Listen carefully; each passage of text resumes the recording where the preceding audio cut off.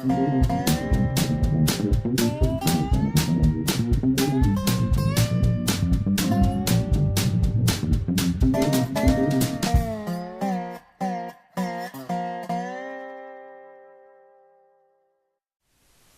Monk WAFT Champaign 90.1 on your FM dial. I want to say something about model train show. Lincoln Square is has controversies, but it often houses very interesting shows, and one of those this week was a train show. Other times there's been reader shows or quilt shows this week. I think it may not be in the small, I think might be at their base, but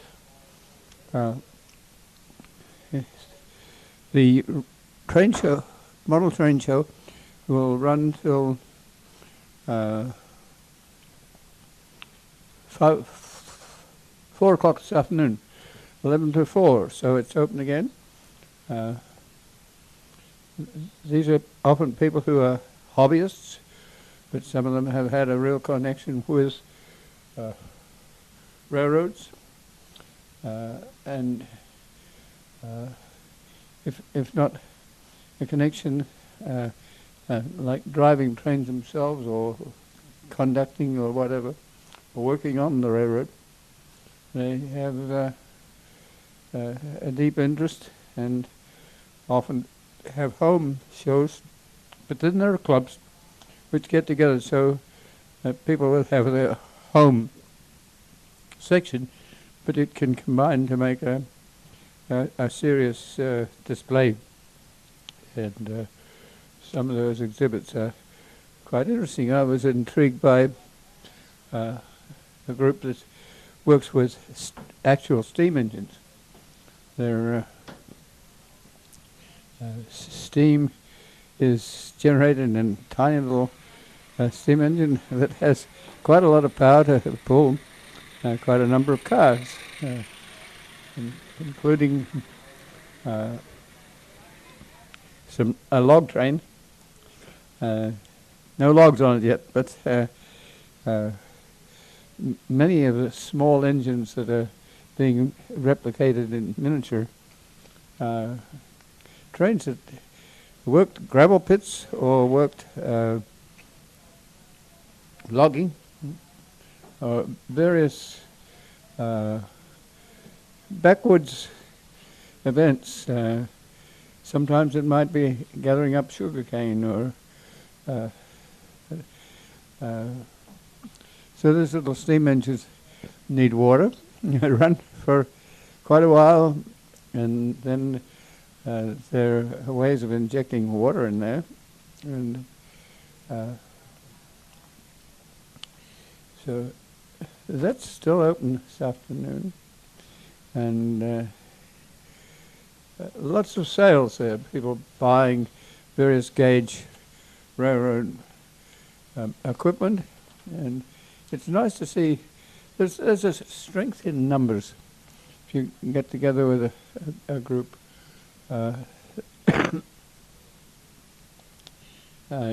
you have some camaraderie, and you have people also relating around. The CH&W, which is the railroad trying to put in between Whiteheath and Seymour, Bonneville, and into Staley, was there, and volunteers were helping. Tom Scott was there with his family, and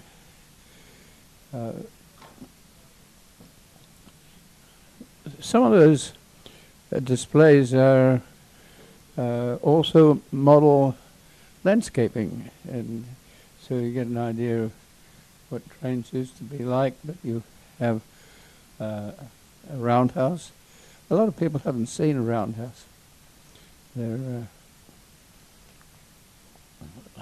where engines can be stored, and there's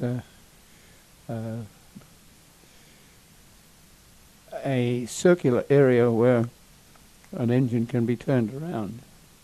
And we used to have one of those in Champaign. I don't have it anymore, but it was part of the railroading era, especially in the steam era, where you had to turn equipment around. These days, diesel trains can go push me, pull you. You don't have to necessarily turn them around. You might have to back them up onto the end of a train. Well, this week I'm following up on last week when we were talking about wide trails and the possible loss of a remnant prairie between Oakwood and Bronson. It's in Vermilion County, but it's only an example of what other prairie we lose elsewhere. If you stand on the bridge that goes over the Union Pacific, you look east to Ogden and that general area from St. Joe to Ogden to Muncie to Fithian to Oakwood has intermittent remnant prairie, and I hate to see it taken out by a wild trail, so I'm suggesting something narrow. I need to find out who sets the specifications. So I called the Surface Transportation Board.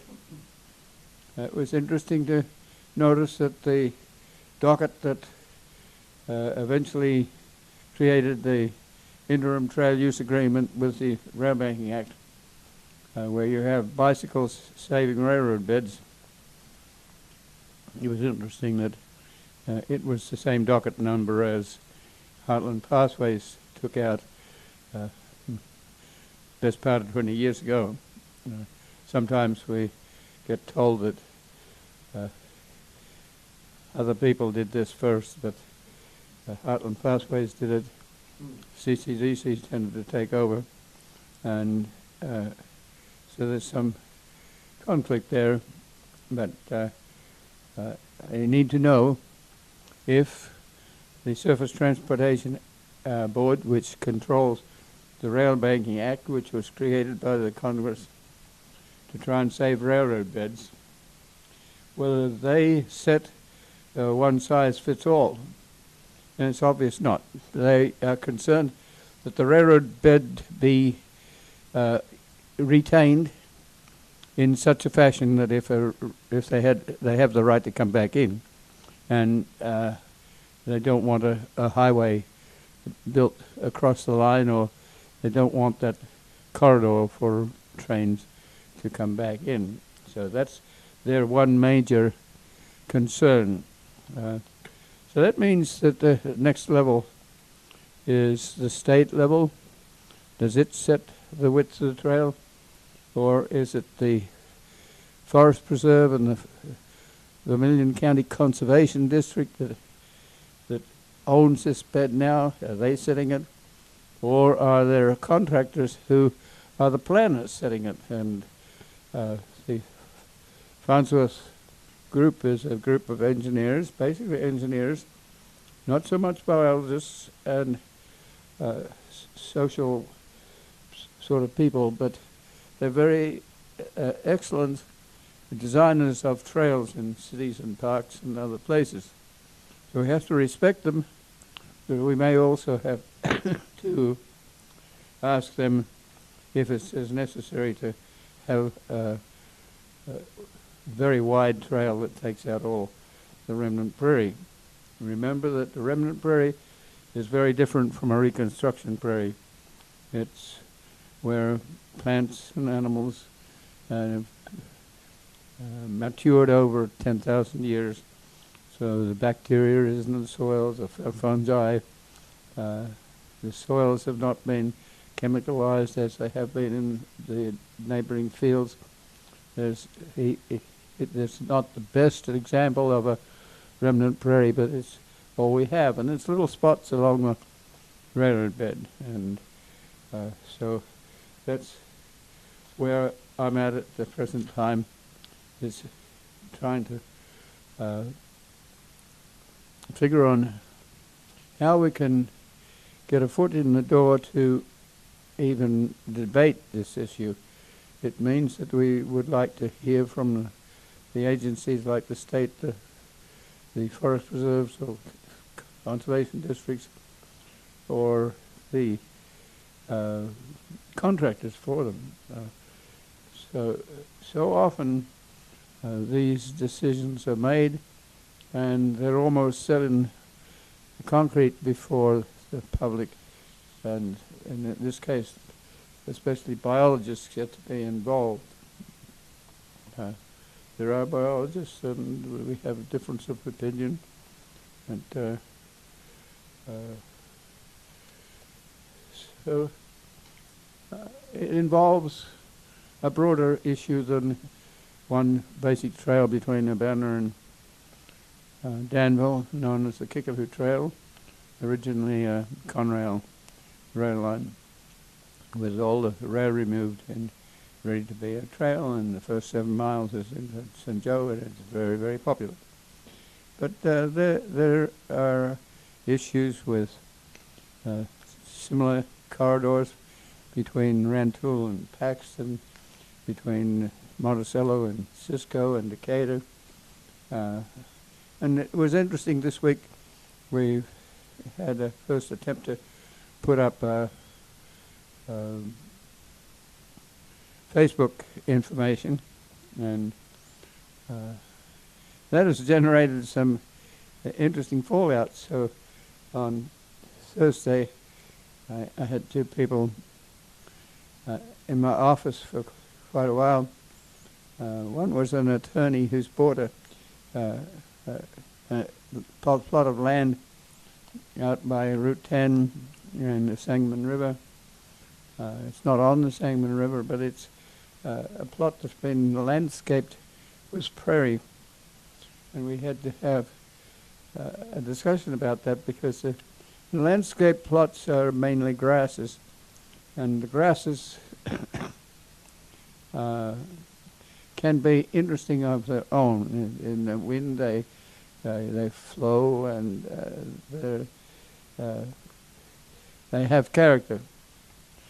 The question is, can they be planted to broadleaves to give it more natural grass and herbs connotation?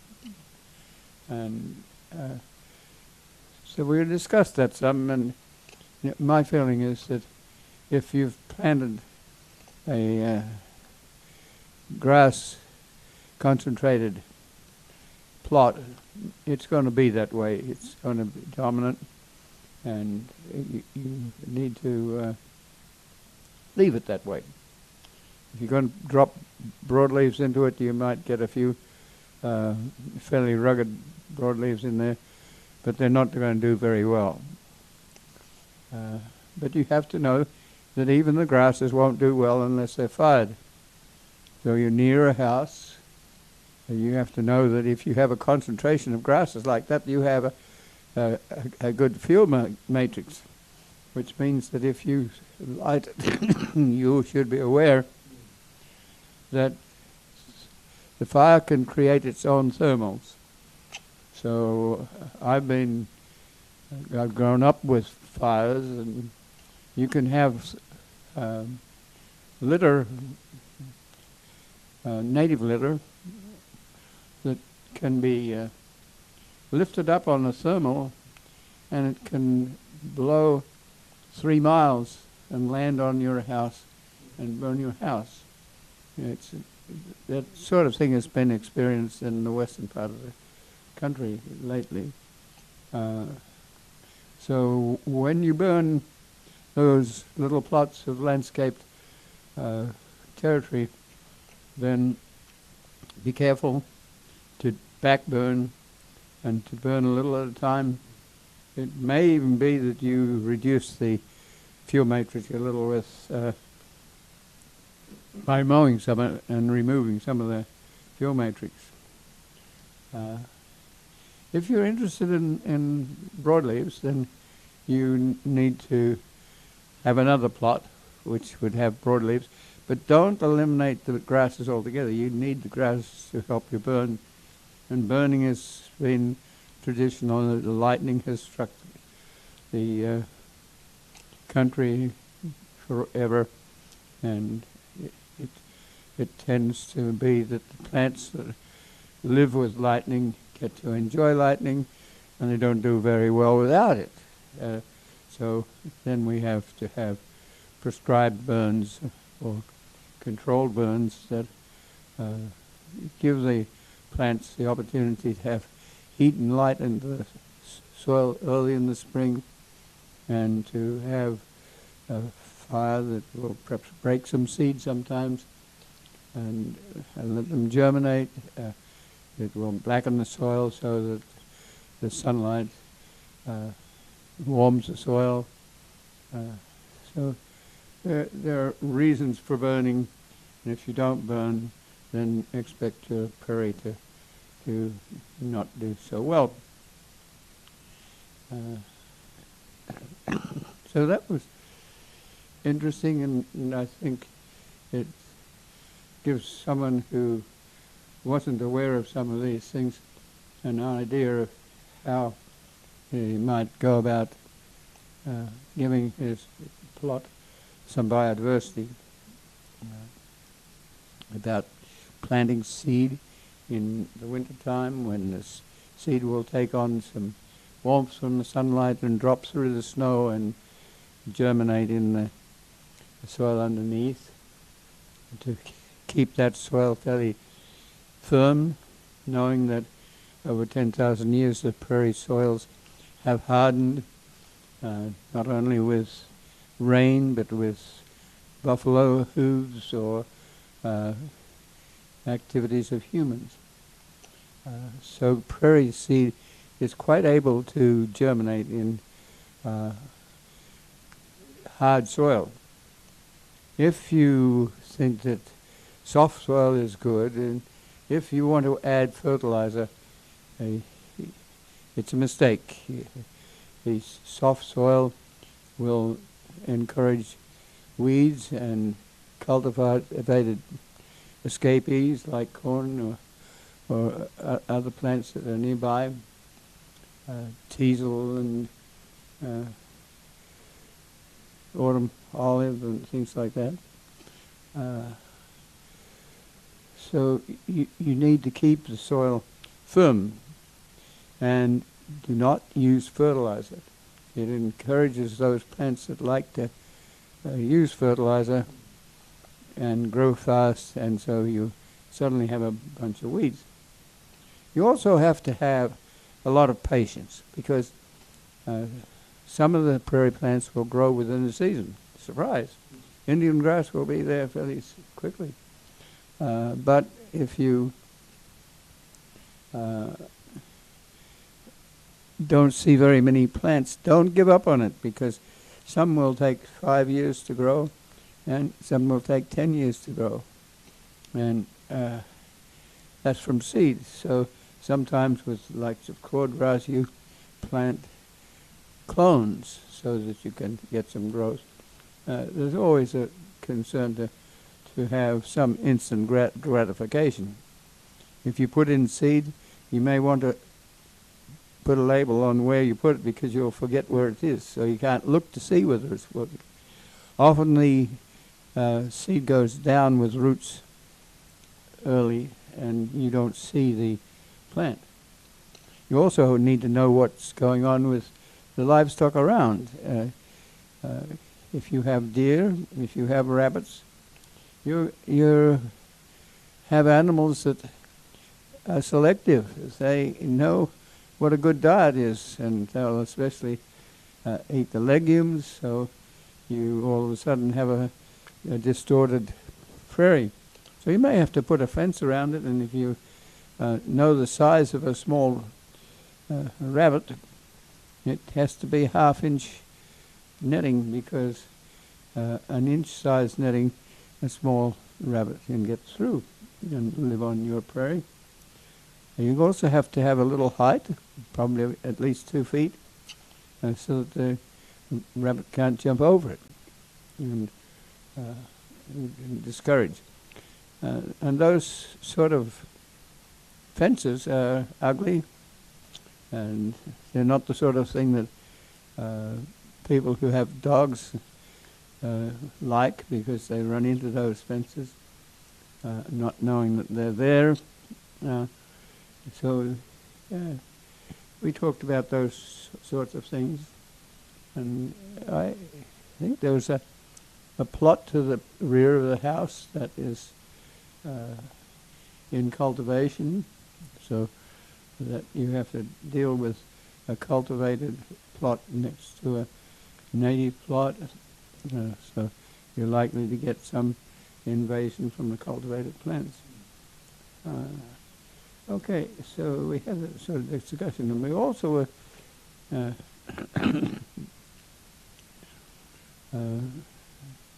had a friend who brought the attorney, and he is from here, but he's also from Nicaragua, and he has land there.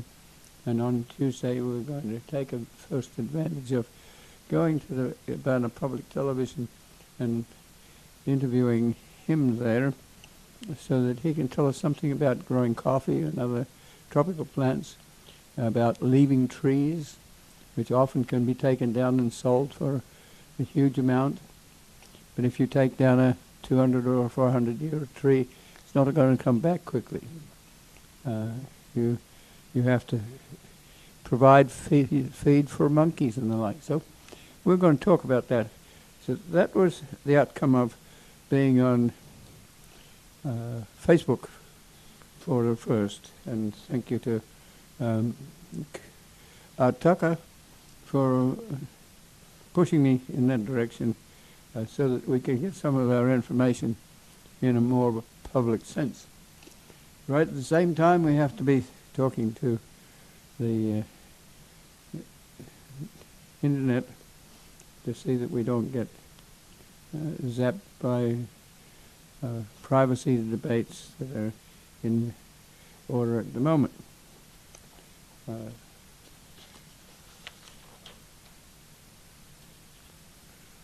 So we were talking about growing a prairie, and you can get 12 plants that are very rough and tough, and they can give you an idea of a prairie. You can go 24 or 36. By the time that you're getting more than that, you're starting to have a greenhouse and grow them with some special attention, because these are plants that have very specific habitats, and you need to provide some sandy soil or loam, or so you can do that in a greenhouse.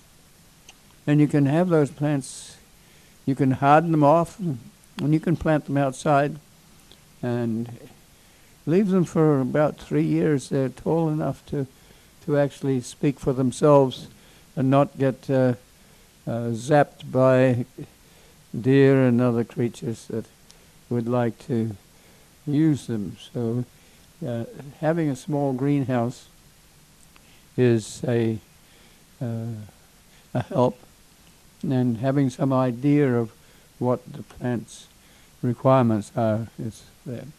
You also need to pick seed at the right time of the year, and often when we have student help in September, it's very easy to become a September prairie, to plant a September prairie. But what is missing there is the spring herbs and the like. So. Okay. Have to remind you that the Grand Prairie Friends has a meeting, and they're usually very interesting meetings at Anita. I think it's at the Farm Bureau, but it's on Friday night, and there are 3 speakers, so I think that will be interesting.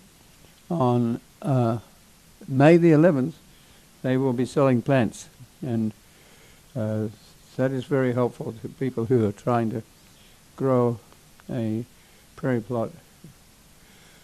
rather quickly.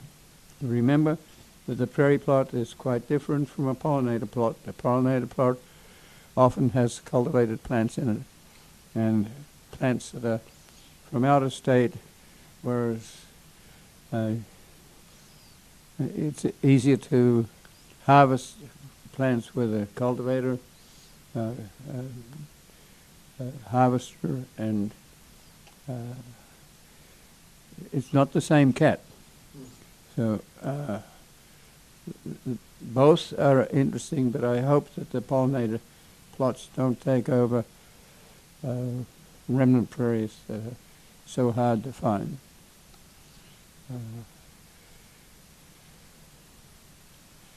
Just while we're talking about announcing things, there's a quilt show, and I think it is at Cunningham Home, not in the Lincoln Square as it was or has been. It's a very interesting quilt show, and it's sort of bridging art and craft, and brings people together in quilting bees and the like. So think about visiting the quilt show.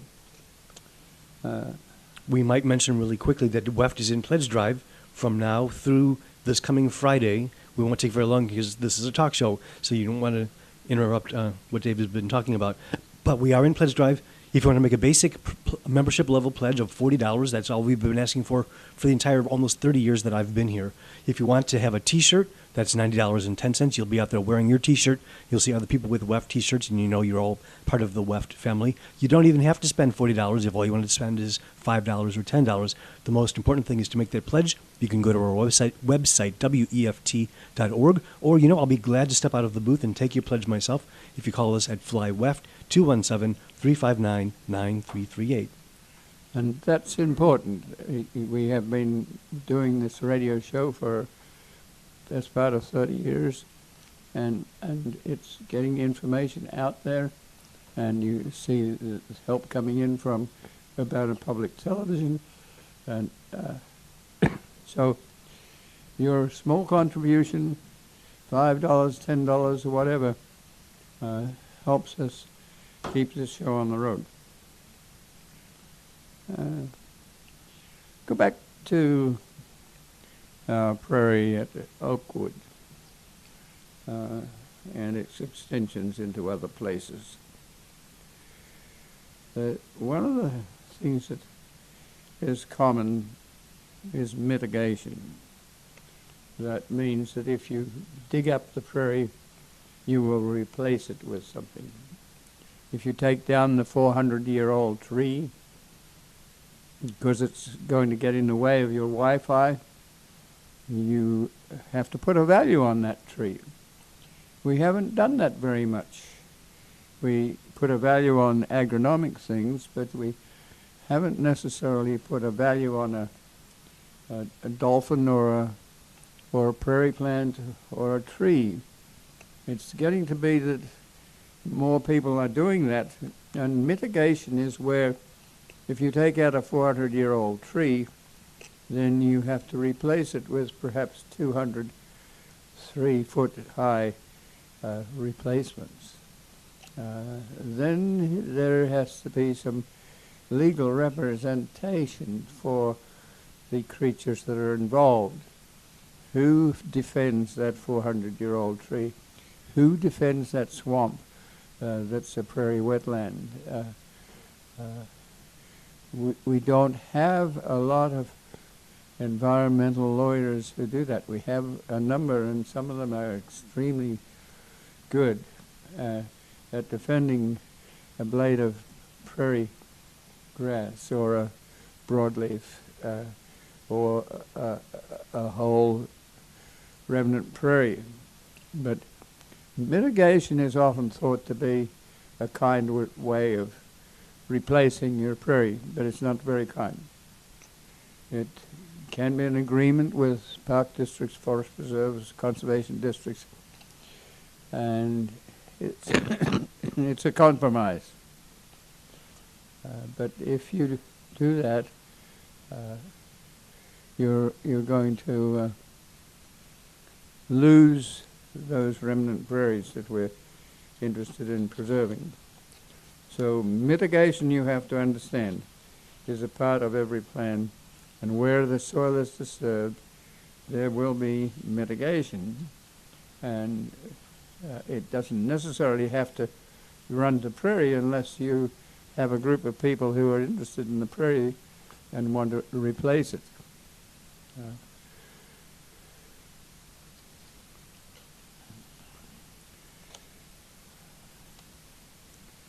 So I put down a few points about what you should look at when you're looking at a railroad right-of-way in Prairie.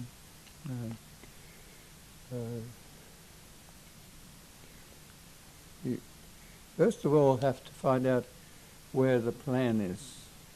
So that's why I was talking to Federal Surface Transportation Board to see if they were controlling the width of the road, the trail. Next level is state. Next level is the conservation districts, forest reserves. Next level is the planners. Sometimes the plans are contracted out, so you don't necessarily get to know where the contract is and at what stage the contract is and whether or not you can get access to it. There may be limited access because contractors feel that they can't speak for the people that are employing them. So it's sometimes difficult when the plan arrives a fait accompli. It's written in cement. You can change a few details like a driveway or something, but it's basically there. So the first thing is to find out where the plan is located and where it's being worked, and to find out whether there are biologists that are working with it or whether there are mainly engineers, and not to deride engineering, but engineering often doesn't have a lot of knowledge of nature, and it doesn't hurt for serious biologists to be in there. This is our gene pool. This is where we get plants for the future. This is where we find biochemicals that may be needed to work with a disease we don't even know about yet. We shouldn't have to wait till the white rhino is down to two animals and you try to preserve them. We have a prairie that's basically endangered. It's only to be found along railroad lines and in a few cemeteries. The time is to look at it now. So when that plan is found, you will find that this EPA, ADA, and sometimes there's a parallel road that they'd like to take over too. EPA is in there for a good reason. It's felt that there's leftover herbicide, not herbicide, but creosote from the ties. The ties have been removed, but the answer to that is to either remove some of the soil and cap it with gravel, or you don't even remove the soil, you cap it anyway. Then it's felt that leachate can leach down either side, so then there's more capping. And very shortly, you don't have a lot of prairie. So you have to know how that's being done. How will the plants be taken out? Well, if there's trees, will they be removed mechanically, or will they be herbicided? We have a lot of herbicide. Rachel Carson has talked to us about it in the 1960s. Others have discovered that things like DDT make for soft-shelled eggs for a lot of the animals that, or the birds that we enjoy. And so what are the constraints? Usually there's a specification book. It might be a series of fold-outs with maps that are cross-sections and longitudinal sections. So you try to get hold of those plans and see what is going to happen. You have to realize that there's drainage involved. This was a very wet county, and the drainage was essential before you could put agriculture in. So the drainage is there. You have to know that it might have to be changed if you're going to have a rail trail or interurban line next door.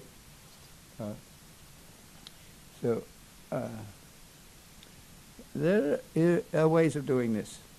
One way of doing it is to take a couple of miles of land and sculpt it. That means you take a tractoral plow, a fairly big plow, usually a disc plow, and you plow the whole lot up. And then you come with a bulldozer with a laser beam on it, and you resculpt it. That means you take out some of the land that you don't really have to take out and disturb it and put it back and give it back to us in a disturbed state. If you're going to mitigate with replacement prairie, then that's not awfully kind. But it's cheaper than to do it with a backhoe. If you can stand on the road and with a high hoe, move 3 inches of dirt instead of moving 2 feet of dirt, and gradually work our way along and remove just what has to be removed, and the rest of it remains firm, then you're in better shape. But it costs more. You have to have a bigger machine, and you have to have drivers that are licensed to drive those machines and have the skills to work with them. So that means that the bid for the contractual work gets to be higher, and that's a problem because we don't have money. So how do we compromise? How do we decide perhaps we don't worry about creosote down the sides, and so there's a little possibility of poison in our soul. Perhaps if you talk to the American Disabilities Association or American Disabilities Act people, then we do have roads. They're dangerous for wheelchairs and bicycles, but there is a limit to how wide we should go if you have a respect for the prairie on either side. Not good prairie, but they're only what we have left. So we would like the sculpting to be less and the actual removal to be more.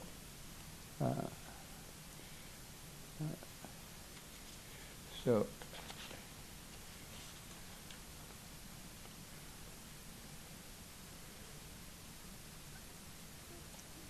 then you have to know that we don't always have a leg to stand on, because the Rail Banking Act was put in by Congress to use bicycles to preserve railroad beds. And that's been very, very successful. It's basically recreation. And we have to realize that although we had May Watts, who was of reading the landscape fame, who was wanting to pay attention to the vegetation on the side as well, the recreation trumps conservation. And so we have to be sympathetic with the people who have a responsibility for recreation.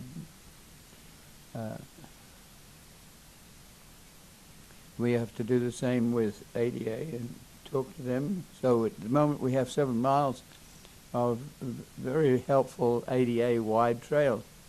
It comes from St. Joe.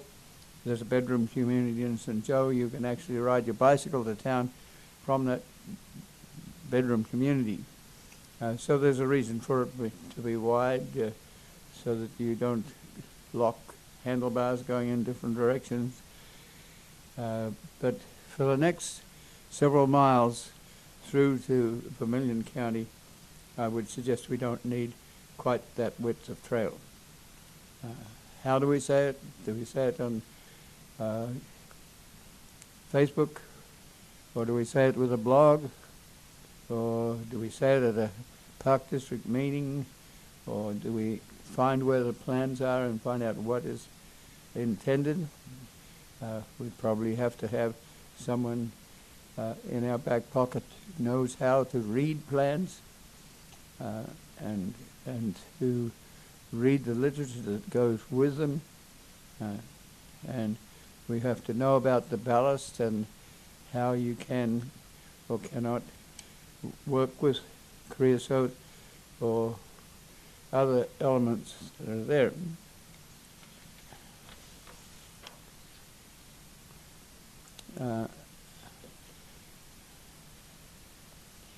There is where the prairie that is of most concern between Bronson and Oakwood. There's a parallel road, and there's always the possibility that that road could be used by bicycles and leave the prairie intact.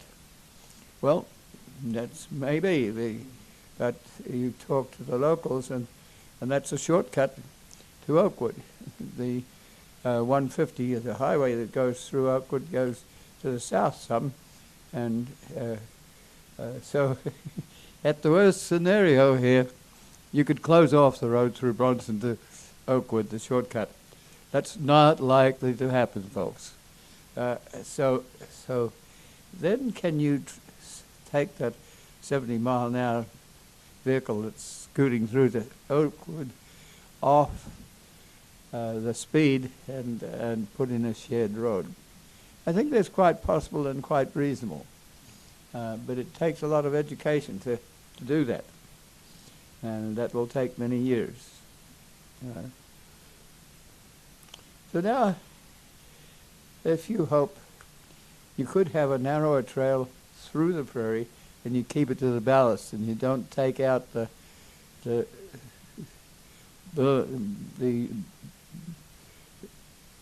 angled areas on either side.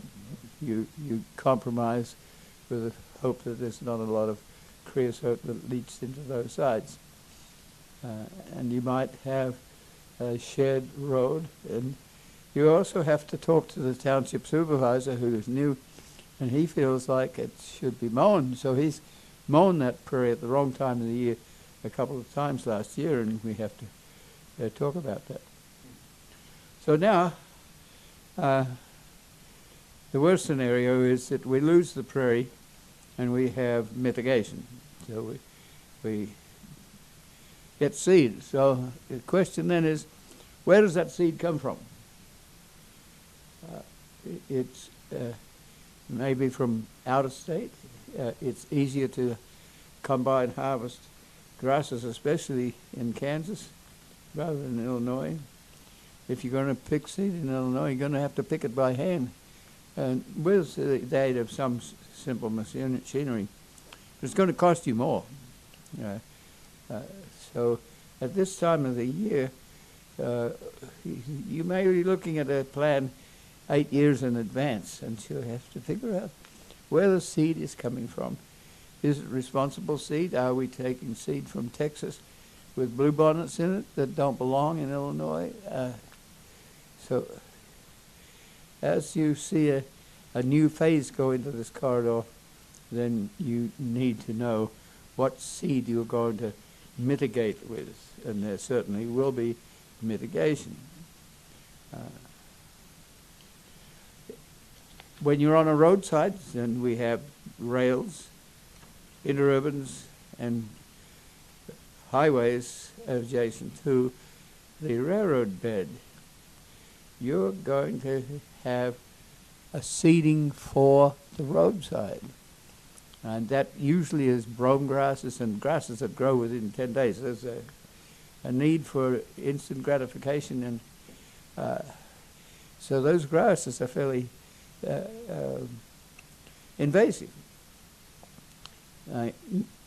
My feeling is that you can go down to the ditch that's alongside the road to drain it, but on the other side it should be prairie. That doesn't always happen.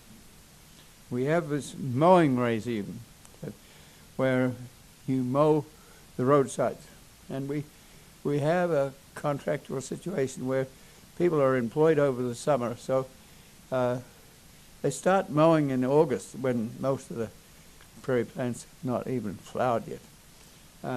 So on the other hand, there is a need for some mowing in August because the Canada thistle is by that time just nicely blooming, and if you could get it before it blooms and has all those seeds that will roam over into the farmland, there is a need for thinking about what you do with mowing and what you do with planting of the seed.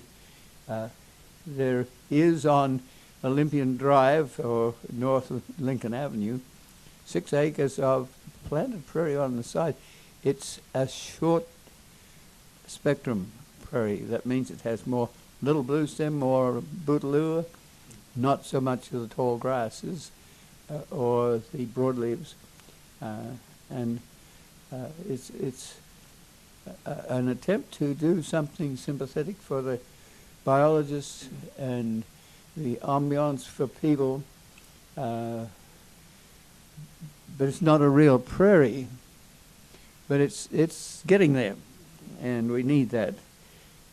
And when these roads that usually have 6 or 8 or 10 different jurisdictions coming together to create something like an Olympian Drive, eventually the road is handed over to the city that's nearby, Champaign or Urbana, and then you have a chance to drop some seed in, especially if the grasses are not too dominant.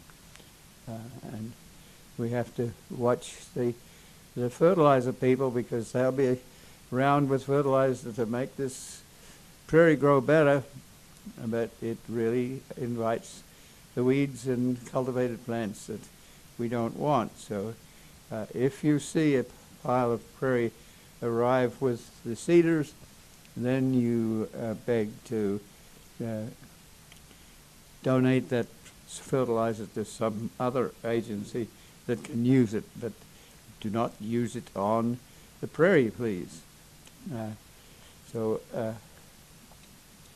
I'm moving through some of these things. I've talked about a little already, but there's also that timing of when you sow it. We like to sow prairie seed in the middle of winter. You can plant it in the fall, you can plant it in the spring, but you have to know that the weeds are going to grow, especially if you've sculpted the landscape and disturbed it, and especially if you put fertilizer in. So by spring, that seed has warmed up and grown roots, and it can compete with the weeds. So then you do need mowing. You need to wait till about June or July when the weeds are just about to seed, and then you mow it before it gets to seed, or you mow that Canadian thistle before it gets to spread its dandelion type seeds all around the universe, especially if you come in with a rotary mower when it's ripe. So we would prefer that people didn't necessarily plant seed in the fall, because that's when the contractual season ends. And we especially like to make sure that certain plants don't over-dominate. One of the plants that does dominate is switchgrass.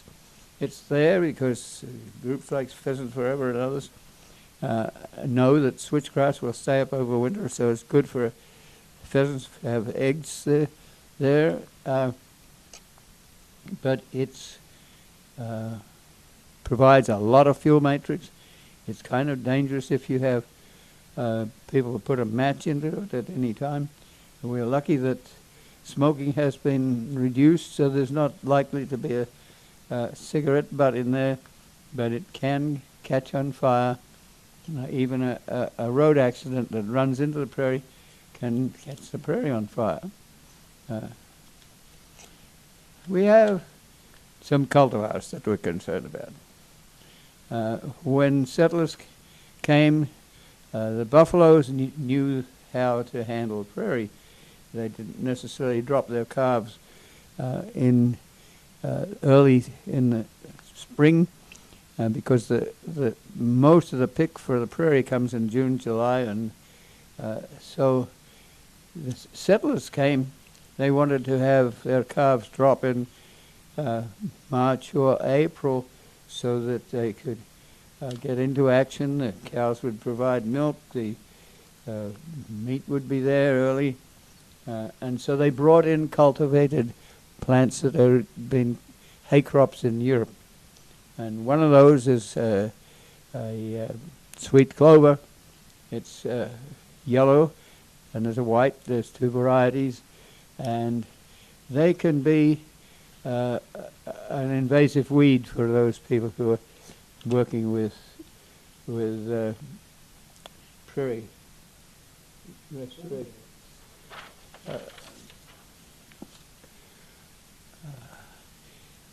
And you also have a traveling public that has gotten used to things being mown and neat and tidy, and it's sociologically advantageous to be a part of that syndrome.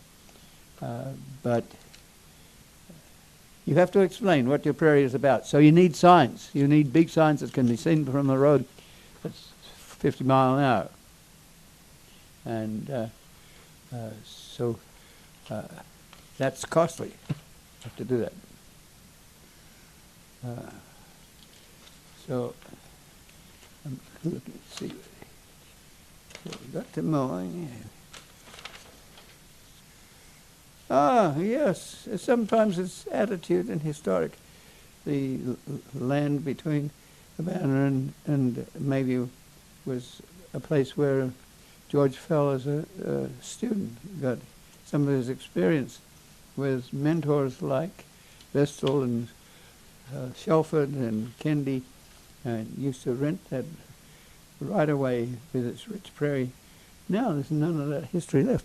That history led to George Fell going to Washington and starting the Nature Conservancy. And when he came back to Illinois and created the forest preserves, which the legislature want more recreation in there, and so they got it. But later George Fell worked with conservation districts, which are more likely to do conservation work. And I think they probably, I do need to say that there was a successful meeting about the removal of fly ash and like in Danville on Thursday, I think it was. What do you think will come of that? You can say all the things that you want. You can fill an entire room with people who say, no, you can't just put up a wall there. You have to get that stuff out of there. But what are the chances that you can be able to make the company do what you say? I think we have some very serious people who know how to work with the agencies involved, whether it's a new mine on the southeast corner of Champaign County, or whether it's with invasive material leaching into. And we're actually, yes, we're into overtime now. So this has been the Prairie Monk. Prairie Monk, WEFT Champaign, 90.1 on your FM dial. And Dave. Think about those prairies out there by Oakland. There you go. And Oakwood, not Oakwood. Oakwood. Oakland is a long ways away. And it's time now for Shruti, Music of India, here on WEFT Champaign 90.1 FM. We are community radio for East Central Illinois.